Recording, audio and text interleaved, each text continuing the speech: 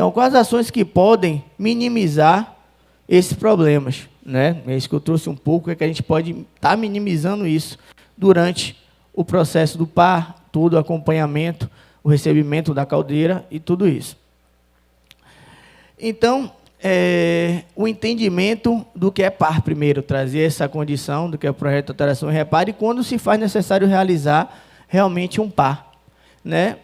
Quanto à NR13, ela diz lá no 13.3.7.3, projetos de alteração e reparo devem ser concebidos previamente nas seguintes situações. Sempre que as condições de projeto forem modificadas, sempre que forem realizados reparos que possam comprometer a segurança.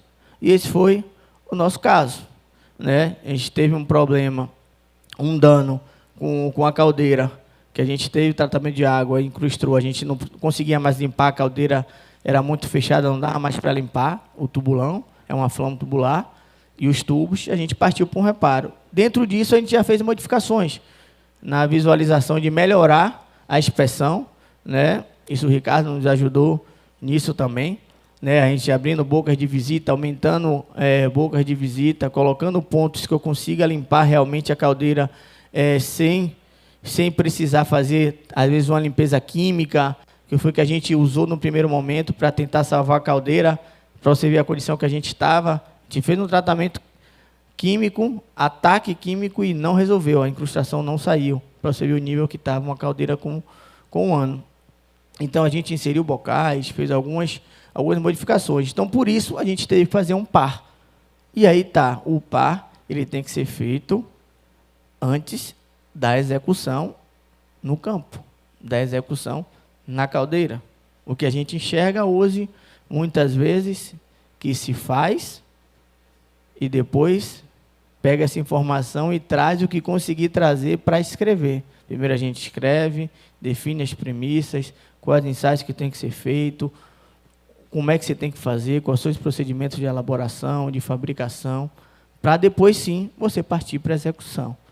Então isso aprendi muito com o NH sobre isso, a gente fazia um pouco do pré-par, a discussão, o alinhamento do que você quer e do que você precisa realmente, né, para você ter esse resultado e ser com resultado satisfatório.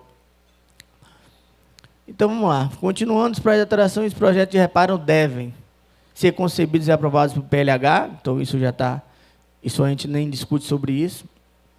Determinar materiais, procedimentos de execução, qualificação de pessoal e ser divulgado entre empregados do estabelecimento que estão envolvidos com o equipamento. A gente, quanto SPI, né, a gente precisa acompanhar mais. Falo, se a gente é diferente de quem não é SPI, sim, porque a gente tem algumas obrigações. Eu falo, a gente é obrigado, anualmente, a gente é auditado, uma auditoria interna, você tem que contratar alguém ou internamente ter auditores treinados, né? Eu sou auditor pelo IBP, auditor interno do SPI, mas como é meu setor, eu não posso me auto-auditar. Então, você precisa fazer essa auditoria, que a gente segue tudo um trâmite, né? Que verifica toda a documentação, verifica vários, são 62 itens que são verificados, a depender da auditoria, né? E você também é auditado todo ano pelo órgão do IBP. Então, isso tem que estar com a documentação. Se eu tenho um par, isso está lá. O par tem que estar no prontuário. Se eu fiz um par, ele vai pegar um relatório, que ele vai olhar um relatório. Isso para a caldeira, como a gente tem SPI, é igual a vocês, só muda só o tempo. Mas eu falo que se eu tivesse 50 caldeiras na planta, porque a auditoria é feita de forma amostral, todas 50 caldeiras seriam auditadas, porque ele é um item que não é amostral. Se eu tivesse 50 caldeiras, toda vez o auditor vai lá e vai olhar minhas 100 caldeiras. Ele vai olhar, se eu tenho duas hoje, toda a auditoria, eles olham minhas duas caldeiras, toda a documentação, tudo que é relativo ao que a gente tem.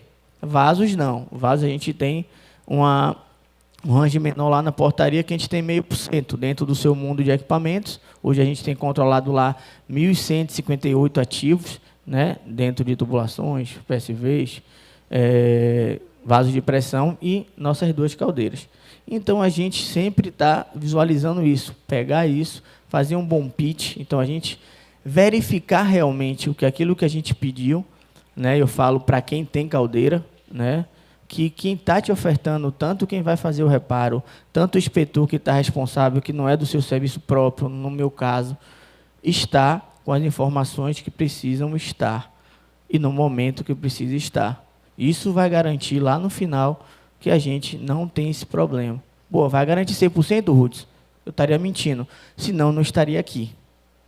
Mesmo a gente seguindo muitos passos desses que a gente seguiu, a gente ainda pode acontecer que venha alguma coisa e, por isso, uma inspeção extraordinária pode estar fazendo isso e trazendo à tona isso que a gente não conseguiu pegar.